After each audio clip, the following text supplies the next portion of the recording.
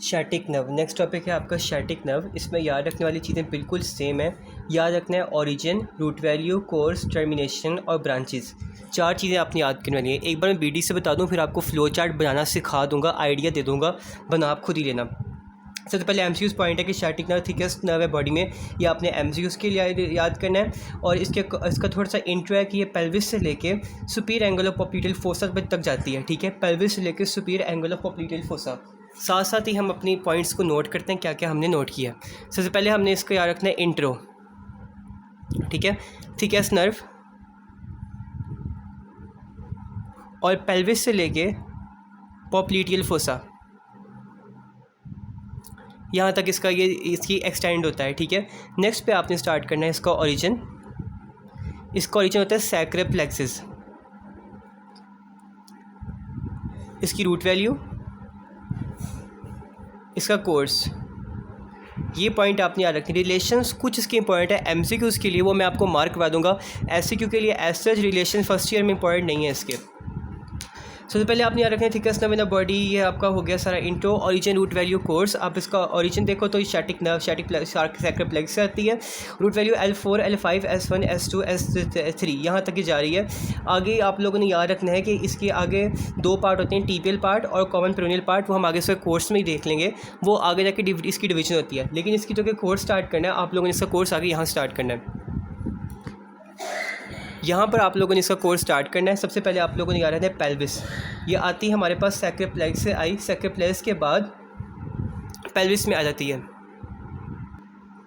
Sacrum plexus से pelvis में, pelvis के बाद अगर आप पॉइंट रिपीट करें तो आप लोगों को याद होगा कि आप लोगों ने ग्रेटेस्ट शैटिक फोरामेन में पढ़ा होगा। ग्रेटेस्ट शैटिक फोरामेन में ये आप लोगों के पास होता है मोस्ट लैटरल स्ट्रक्चर। ठीक, ग्रेटेस्ट शैटिक फोरामेन में most lateral structure, front of the piriformis पे ग्रेटेस्ट शैटिक फोरामेन में मोस्ट लैटरल स्ट्रक्चर। उसके बाद ग्लूटियल रीजन में आई। ये पॉइंट आप लोगों ने ग्रेटेस्ट शैटिक फोरामेन वाला ऐड करना है। ठीक है, enters the gluteal region through, यहाँ पे लिखा भी है enters the gluteal region through the greatest sciatic foramen. उसके बाद रिलेशंस को भी आप सेपरेटली करें। यहाँ पे आ जाओ, उसके बाद थाई में आ गई पेल्विस, ग्लूटियल रीजन और थाई। थाई में आके बैक और थाई पे जाती है lower border of gluteus Maximus पे, और वहाँ से आ जाती है सुपीरियर बॉर्डर पॉप्लिटेल फोसा पे, और वहाँ जाके डिवाइड होती है टीबियल नर्व में और कॉमन पेरोनियल नर्व में। ये इसका पूरा पार्ट आ जाता है।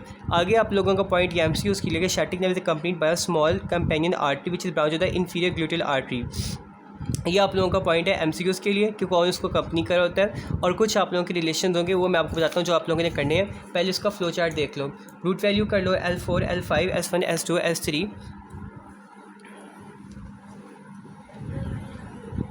L4, L5, S1, S2, S3 और आगे इसका कोर्स लिख लो कि सबसे पहले हमारे स्टार्ट हो रहा है। सबसे पहले हमारे पास आता है सैक्रम प्लेक्सिस। सैक्रम प्लेक्सिस से आगे हमारे पास आ जाता है आप लोगों का पेल्विस रीजन। पेल्विस में आप लोगों के पास होता है फ्रंट ऑफ द पिरिफॉर्मिस। उसके बाद आगे चलो तो आप लोगों का था ग्रेटेस्ट शैटिक फोरामेन में मोस्ट लैटरली। ये आप लोगों का पहला रिलेशन जो इंपॉर्टेंट है करने वाला, वो हो गया। इसके बाद आप लोगों के पास होता है ग्लूटियल रीजन में चल जाएगा ना, ग्लूटियल रीजन। और ग्लूटियल रीजन से आगे आप लोगों के पास हो जाएगा थाई में। थाई से फिर आगे पॉप्लिटियल फोसा का सुपीरियर बॉर्डर, और वहाँ जाके डिवाइड कर जाएगा टीबियल नर्व में और कॉमन पेरोनियल नर्व में। अगर आपने वीडियो नहीं देखी tibial nerve common peroneal nerve वाली, वो वाली भी देख लेना। उसके बाद आपको कॉन्सेप्ट इसका क्लियर हो जाएगा। सुपीरियर बॉर्डर पॉप्लिटियल फोसा, वहाँ जाके टीबियल नर्व और कॉमन पेरोनियल नर्व में जाके डिवाइड कर गया। यहाँ पे थाई में आप ये भी लिखना कि ग्लूटियस मैक्सिमम मसल के गिर्द राउंड हो रहा होता है। वो वाला पॉइंट मैं आपको बुक से दिखा देता हूँ, वो भी पॉइंट ऐड करो कि ये है ग्लूटियल रीजन में थाई में आ गया। ठीक है, sciatic nerve enters the back of thigh at the lower border of gluteus Maximus. ये वाला पॉइंट भी आपने ऐड करना है। अब जो रिलेशन आपको इसका आना चाहिए वो और क्लिनिकली इंपॉर्टेंट है। एक तो आप लोगों को ये पता हो कि हमारे पास एडक्टर मैग्नस पे होती है, क्योंकि यहाँ से आप लोगों को क्लिनिकल बनता है इसका स्लीपिंग फुट वाला। ठीक है, ये आप लोगों को पता हो क्योंकि एडक्टर मैग्नस होती है। एडक्टर मैग्नस और कॉरिटस फैमस के दरमियान जब इसकी कंप्रेशन होती है तो पाँव सो जाता है। तो ये आप लोगों को ये वाला पॉइंट पता हो कि डीप और एंटीरियर से क्या होता है। इसका सुपरफिशियल और पोस्टीरियर रिलेशन ये इंपॉर्टेंट है आप लोगों के एमसीक्यूज़ के लिए कि ग्लूटिस मैक्सिमस होता है। यहाँ पे तो ग्लूटिस मैक्सिमस होगा और उससे रिलेटेड कुछ स्ट्रक्चर होंगे capsule with the hip joint, quadratus femoris. ये आप लोगों का स्लीपिंग फुट से रिलेटेड 2 क्लिनिकल आप लोगों के बनते हैं, तो उससे रिलेटेड इंपॉर्टेंट है। लेटरल बाइसेप्स फैमरिस से ये वाला भी याद रखना।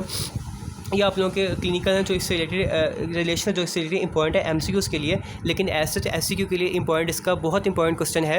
What is the course of the static nerve, पूरा एक्सप्लेन करना पड़ता है, आपने पूरा फ्लो चार्ट करके बताना है, आपने इंट्रो देना है, ओरिजिन रूट वैल्यू कोर्स पूरा लिखना है, और ये आपकी स्टैटिक नर्व कंप्लीट होती है। अब स्टैटिक नर्व की आगे ब्रांचेज़ हैं, उनको मैं एक्सप्लेन करता हूँ। ब्रांचेज़ में आप लोगों ने याद रखना है कि ये जो ब्रांचेज़ आ रही हैं आर्टिकुलर यानी कि हिप जॉइंट को सप्लाई करी है, मस्कुलर ब्रांचेस यानी कि मसल्स को सप्लाई करी है, common peroneal part muscular branches आगे दो होंगी ना, टिबियल पार्ट भी आता है, कॉमन पेरोनियल पार्ट भी आता है।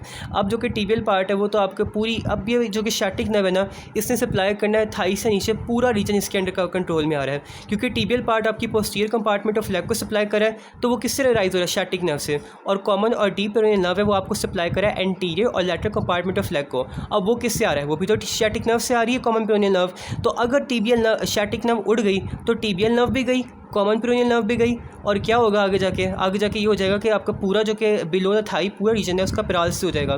तो this nerve is very very important. तो आप लोग लिख सकते हो कि जो कि इसकी मस्कुलर ब्रांचेस टिबियल पार्ट है सप्लाई करा है बैक ऑफ द लेग को, और जो कि आप लोगों का पॉइंट है कॉमन पेरोनियल पार्ट है वो आपका आगे जाके डिवाइड कर होता है, लैटरल पार्ट को सप्लाई करा होता है और एंटीरियर पार्ट को सप्लाई करा होता है। उससे आगे दो निकलते हैं ना, कॉमन पेरोनियल पार्ट सप्लाई करता है सिर्फ शॉर्टेड बाइसेप फेमोरिस को, लेकिन कॉमन पेरोनियल से आगे निकलता है आपका सुपरफिशियल और डीप। सुपरफिशियल आपका होता है anterior lateral compartment of leg के लिए, और डीप होता है एंटीरियर कंपार्टमेंट ऑफ लेग के लिए। ये आपको कॉम्पेरियल पार्ट से आगे सुपरफिशियल डीप, सुपरफिशियल हो गया लैटरल के लिए और डीप हो गया एंटीरियर कंपार्टमेंट के लिए। तो यह मैं आपको यहाँ से भी मैं आपको कॉन्सेप्ट इसका दे दिया है। आई होप सो ये आपका क्लियर हो गया। ये आपकी स्टैटिक नर्व है, बहुत इंपॉर्टेंट है, फ्लो चार्ट बना के इसको लिखना है, पेपर में बहुत बड़ा क्वेश्चन आया हुआ है इसका, तो इसको आप लोगों ने ज़रूर देखना है। और एक पॉइंट आपने मस्कुलर ब्रांच में भी याद रखना है कि स्टैटिक नर्व इटसेल्फ है, ये आप लोगों को सप्लाई करी थी बैक ऑफ थाई के मसल्स हैं, आप लोगों के हैमस्ट्रिंग मसल है उनकी भी नर्व सप्लाई यही है। तो अगर इसका पैरालिसिस होता है तो आप लोगों का बहुत बड़ा लॉस होता है। क्लिनिकल बॉक्स से आप पढ़ भी सकते हो, बेकर सिस्ट वाला भी है, और भी काफ़ी इसके इंपॉर्टेंट क्लिनिकल है, लेकिन इसका मोटर लॉस, सेंसरी लॉस बहुत इंपॉर्टेंट है। मोटर लॉस से आप लोगों के जो कि बैक ऑफ थाई के मसल और जो कि पूरे लेग के मसल सारे उड़ गए, और सेंसरी लॉस से भी आपका बहुत ज़्यादा एरिया इसका जो कि होता है डैमेज होता है। यहाँ आगे आप लोगों को बीडी के पिंक बॉक्स में मिल भी जाएगा। सेंसरी लॉस, मोटर लॉस इसका ज़रूर याद करना। Static nerve course relation, course बहुत इंपॉर्टेंट है। रिलेशन में मैंने आपको इंपॉर्टेंट रिलेशन बताया, डीप वाला और एक सुपरफिशियल वाला, उसको आप लोगों ने याद रख लेना है। तो ये आपकी थी पूरी static nerve. I hope it is clear.